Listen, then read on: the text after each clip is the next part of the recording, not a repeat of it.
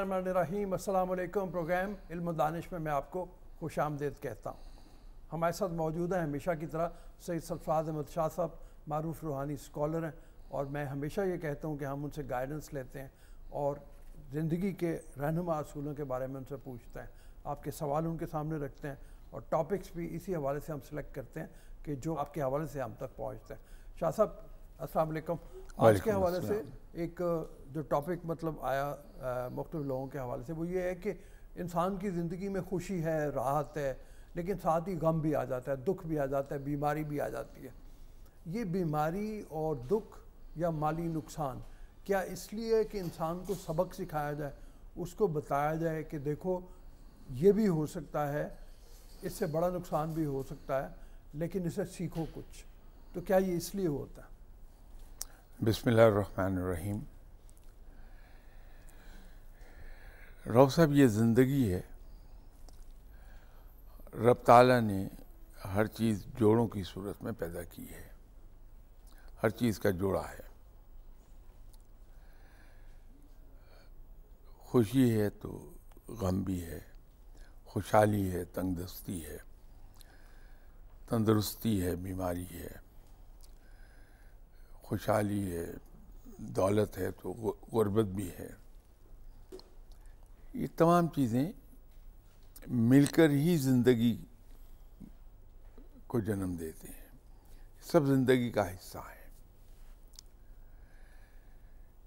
अच्छा, हमें जी तस्लीम कर लेना चाहिए कि ये सब चीज़ें ज़िंदगी में बतौर ज़िंदगी के हिस्से के आएंगे, हम इनसे भाग नहीं सकते। हम खुश रहते हैं तो गम भी हैं, हमें खुशहाली मिलती है तो तंगदस्ती भी आती है, हम तंदुरुस्त रहते हैं, बीमार भी होते हैं। ये सब ज़िंदगी का हिस्सा हैं और ज़िंदगी इन्हीं से इबारत है। इन्हें अगर हम एक्सेप्ट कर लें, या इसका एक और तरीका भी है सोचने का कि जब अच्छे दिन थे तो मैंने ही उनको एंजॉय किया है, आज मैं ज़िंदगी के एक लीन पैच से गुज़र रहा हूँ तो इसको मैं ही भुगतूँगा।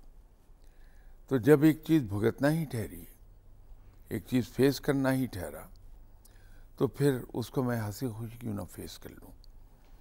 तो इंसान को अंदर से एक इत्मीनान हो जाता है कि इतना लंबा अरसा मैंने एंजॉय किया ज़िंदगी को, अब ये कुछ लीन पैच आया है, ये भी गुज़र जाएगा।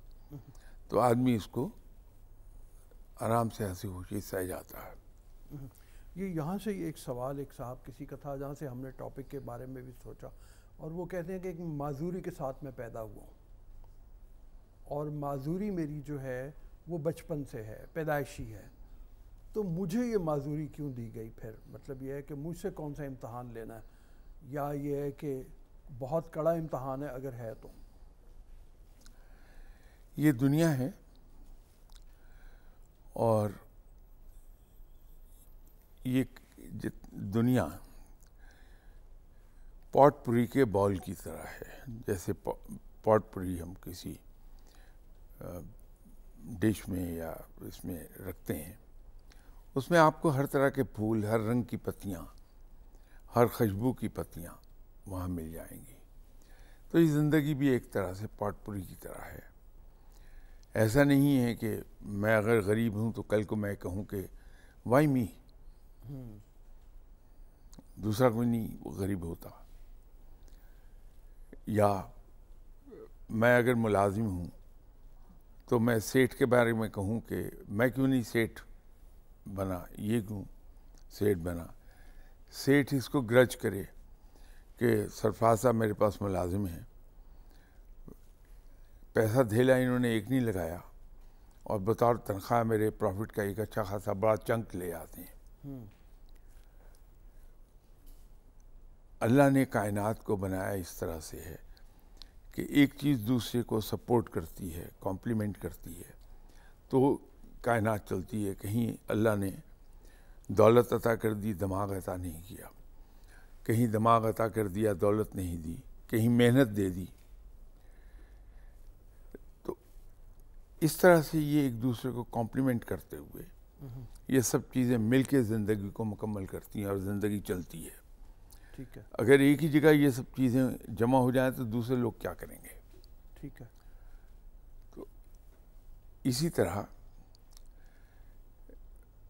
اللہ تعالیٰ اگر کسی وجہ سے کسی شخص سے اس کی ایک صلاحیت اس کو نہیں عطا کرتا ہے تو اس کی کوئی اور حص جو ہے وہ بہت زیادہ نمایاں ہو جاتی ہے.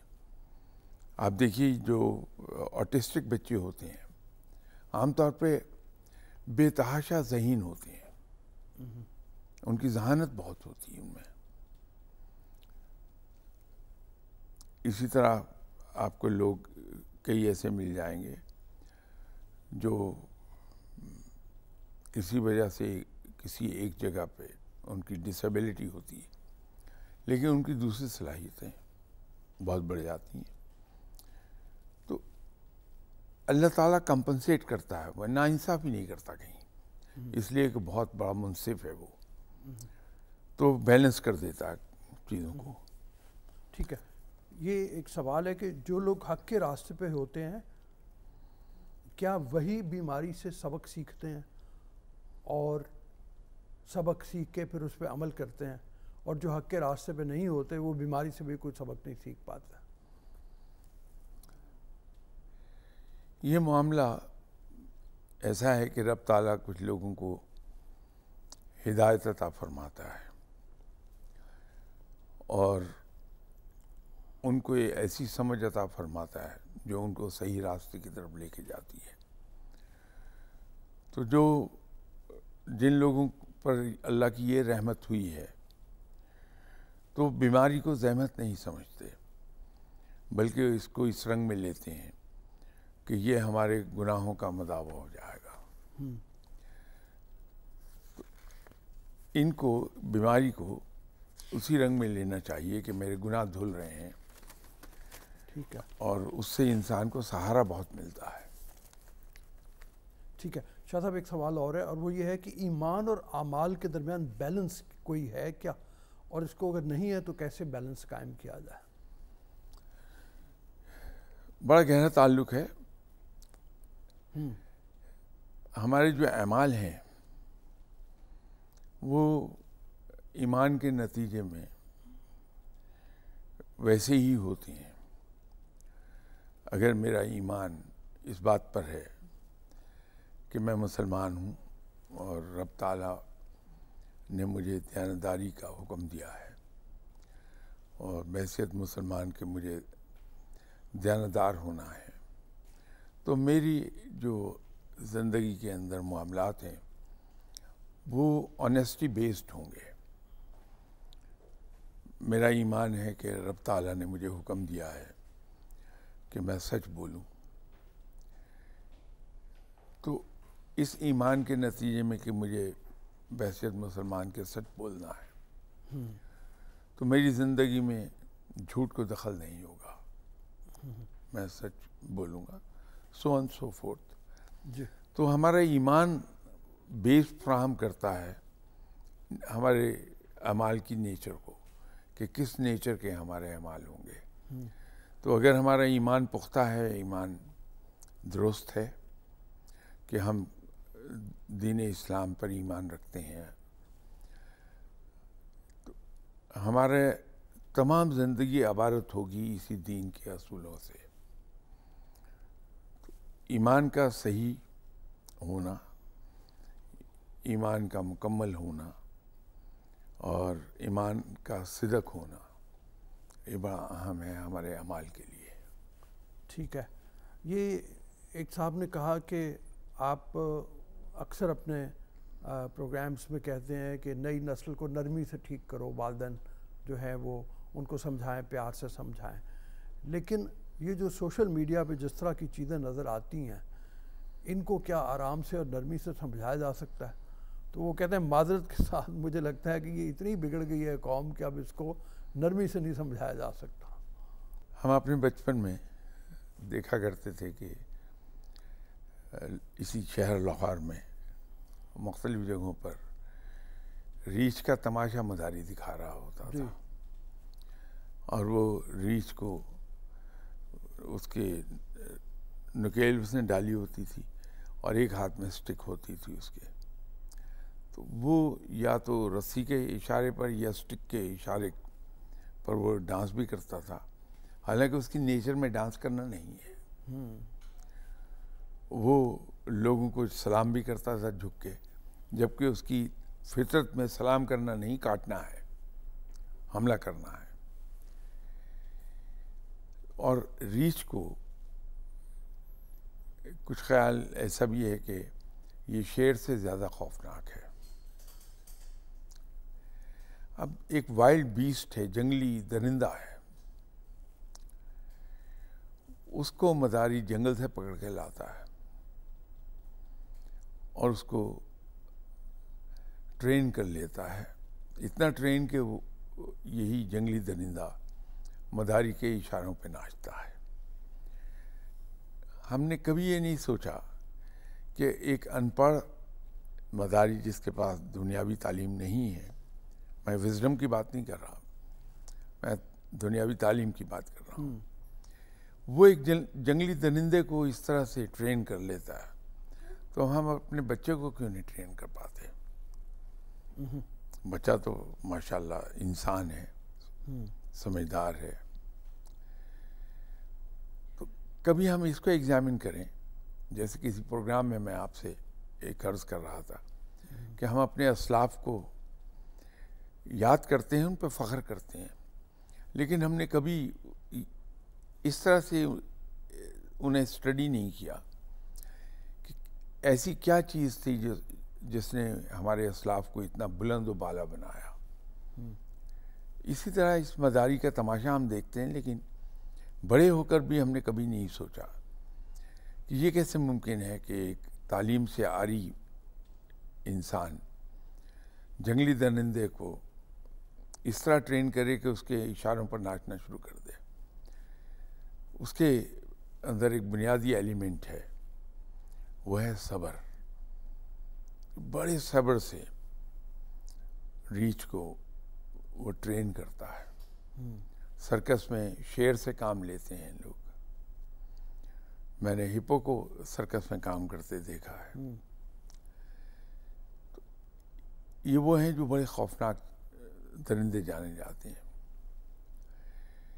لیکن لوگ سدھا لیتے ہیں، اور اس کے اندر صرف اور صرف جو ایک میجر فیکٹر ہوتا ہے وہ ان کا صبر ہوتا ہے، کہ پرسسٹ کرتے ہیں اس پر اور اپنی بات اس سے منواتے ہیں، بعض کا سزا سے، بعض کا انعام سے. تو بچے کے ساتھ بھی اگر ہم صبر سے کام لے لیں اور اصرار کریں اپنی بات پر، لیکن اصرار ڈائریکٹ نہیں، انڈائریکٹ وے میں. اب بچے کو عام طور پہ ہماری ایک ٹینڈنسی ہے پاکستانی ماں باپ کی کہ بچہ ایک غلط کام کر رہا ہے تو ایک بار تو ایک یا دو بار اسے ہم پیار سے کہہ دیں گے، تیسری بار ڈانٹتے ہیں بڑی بری طرح، وہ اس پہ نیگیٹو امپیکٹ آ جائے گا. اگر بچے کو ڈسٹریکٹ کر دیں ہم کہ جس وقت بچہ ضد کر رہا ہے یا رو رہا ہے تو ہم اس کو ایک دم سے اس کی کسی دل پسند چیز کی طرف اس کی توجہ ڈال دیں تو بچہ اس ضد سے باز آ جائے گا اور آہستہ آہستہ ضد سے دور رہنا شروع کر دے گا. صبر سے کام لینا پڑے گا ہمیں، سزا سے زیادہ صبر کام کرتا ہے. ٹھیک ہے، اگر آپ اجازت دیجیے ایک چھوٹی سی بریک لے لیں. اجازت دیجیے بریک کے لیے، بریک کے بعد واپس آتے ہیں آپ کی خدمت.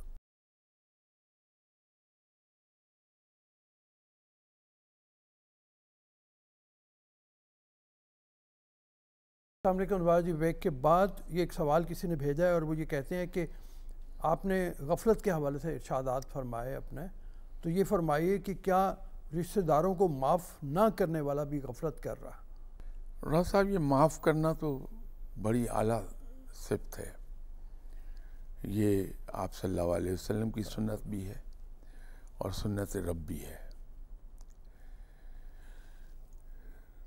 معاف کر دینے والا بہادر ہوتا ہے.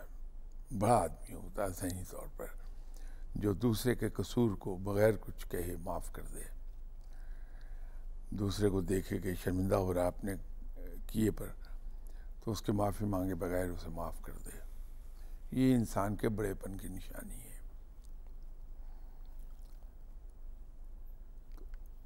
یہ تو میں نہیں کہہ سکتا کہ غفلت کا شکار ہو رہا ہے،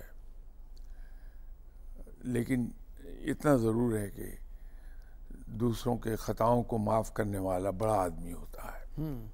اور ہماری بڑائی اسی میں ہے کہ ہم دوسروں کے قصور اور ان کی غلطیاں ان کے معافی مانگنے سے پہلے ہی معاف کر دیں، اور بڑے کھلے دل کے ساتھ.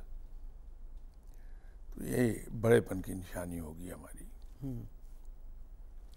یہ اقدار کا بہت آتا ہے کہ اقدار کا خیال رکھنا چاہیے، لیکن ایک بزرگ ہیں ان کے حوالے سے یہ آتا ہے کہ اقدار کو دوسروں پہ ٹھونسنا ظلم ہے، اقدار کو دوسروں پہ ٹھونسنا نہیں چاہیے زبردستی. اس کا ایک بیلنس اگر دیکھا جائے، بزرگ ہیں جو وہ اقدار سکھانے کے لیے سختی بھی کر سکتے ہیں، تو پھر یہ سوال اٹھنا کسی کا مطلب اٹھایا جانا کہ اقدار کو ٹھونسا نہ جائے، کچھ عجیب سا نہیں لگتا؟ نہیں، مجھے نہیں معلوم کہ ان صاحب نے کس کانٹیکسٹ میں بزرگ کا ذکر کیا. اگر تو بزرگ سے مراد ان کی اہل اللہ ہیں، عام طور پہ ہمارے یہاں تو بزرگ نہیں کہا جاتا ہے، تو وہ تو اقدار نہیں ٹھونستے، وہ تو اپنی مرضی میں نہیں ایکسپریس ہی نہیں کرتے. اپنی مرضی کو کسی پر ٹھونسنا تو بڑی دور کی بات ہے، اسے ایکسپریس ہی نہیں کرتے. وہ تو دوسرے کو یہ احساس دلاتے ہیں کہ تم جو کہہ رہے وہ درست ہے.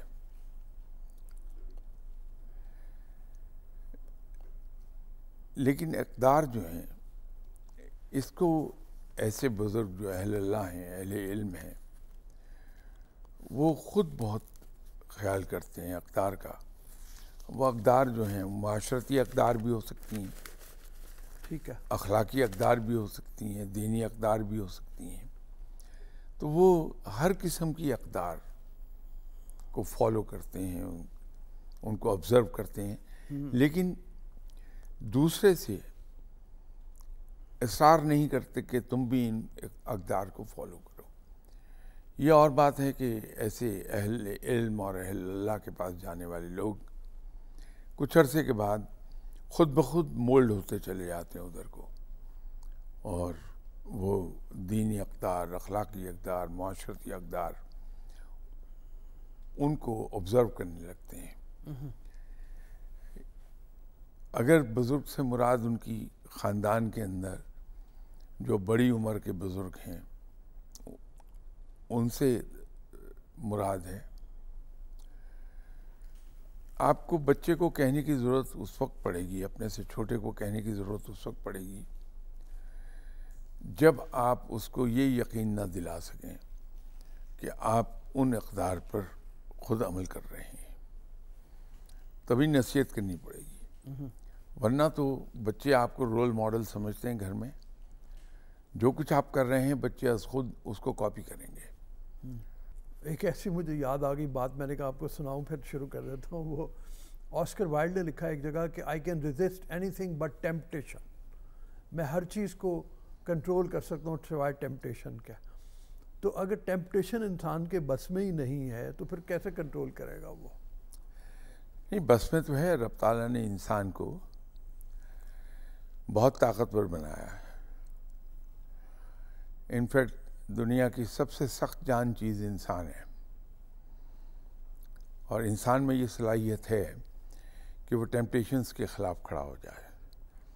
رشوت لینا منع ہے، اور اس کے بارے میں فرمایا یہ گیا کہ رشوت لینے والا رشوت دینے والا دونوں جہنمی ہیں. جب ہمیں کوئی آدمی بڑی ہیوی اماؤنٹ پیش کرتا ہے رشوت میں تو یہ بہت بڑی ٹیمپٹیشن ہے. لیکن ہمارے ہی معاشرے میں ایسے لوگ موجود ہیں جو اس کو بڑی حقارت سے ٹھکرا دیں گے. تو ایسا نہیں ہے کہ آسکر وائلڈ نے جو کہا، اس نے یہ نہیں کہا کہ ناممکن ہے کہ میں ٹیمپٹیشنز کو ساتھ لڑ نہ پاؤں.